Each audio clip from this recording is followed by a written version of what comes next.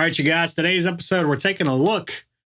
And it's kind of like a 6-month review, I guess. It's been well over 30 days. I'm kind of behind on this video.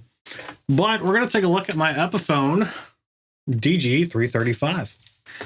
So for the specs of the guitar overall, nothing has changed. I didn't swap anything out, surprisingly enough.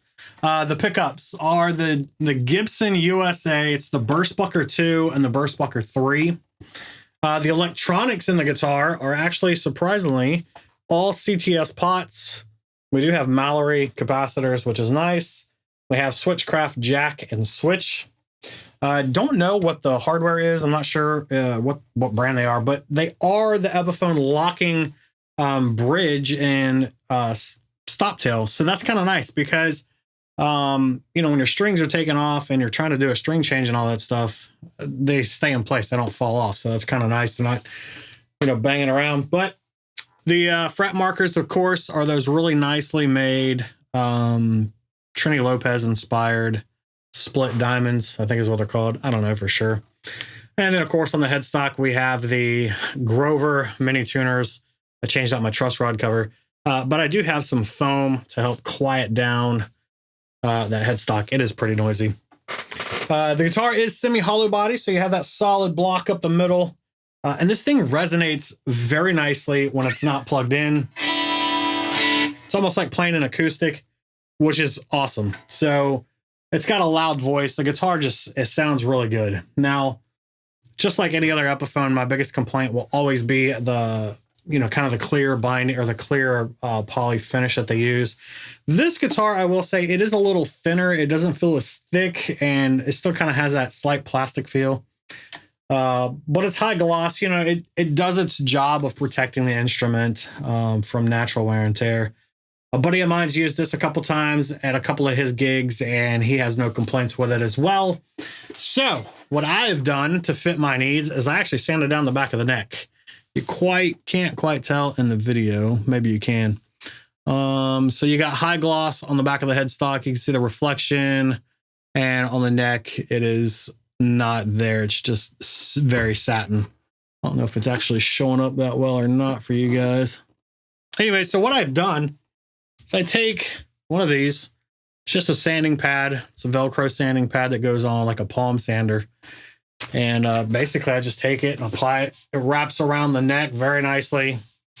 Just, sand it down to your liking, to whatever is smooth enough. I just kind of take down that high gloss enough to where it's not so sticky, as you play. But yeah, that's the only thing I've done to the guitar. And it feels better. I've done it to do it to all my Fender guitars I have, like my Fender Jag Stand.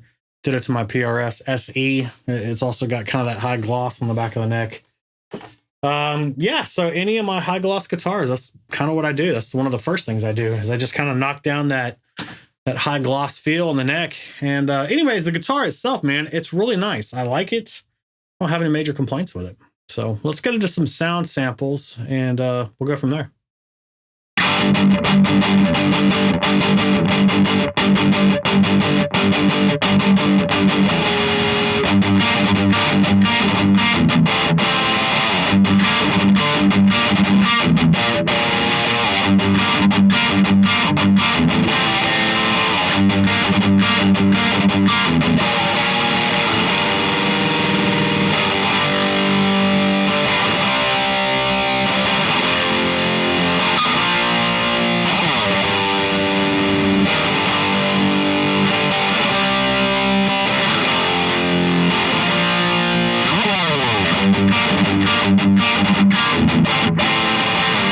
All right, you guys, that's going to do it for today's episode. Thanks for watching.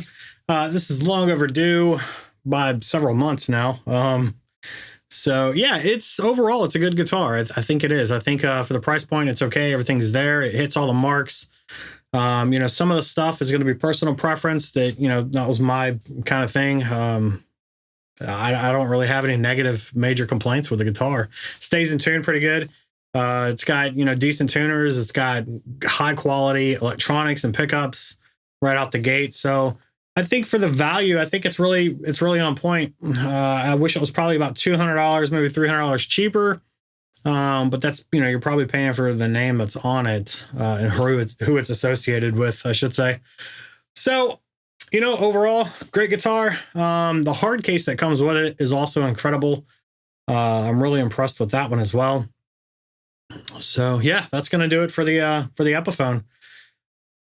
Today's gear I used my Runt 50. I did boost it with a Mojo Hand Effects Sacred Cow. It's kind of a clon style pedal. And then, of course, the Epiphone. That was it. So that's what we used. So give me a like, comment, share, subscribe, all that fun stuff. And tell me in the comments below your opinions, your thoughts, maybe something else you would like to see on the channel. So thanks for watching. I'll see you guys in the next one.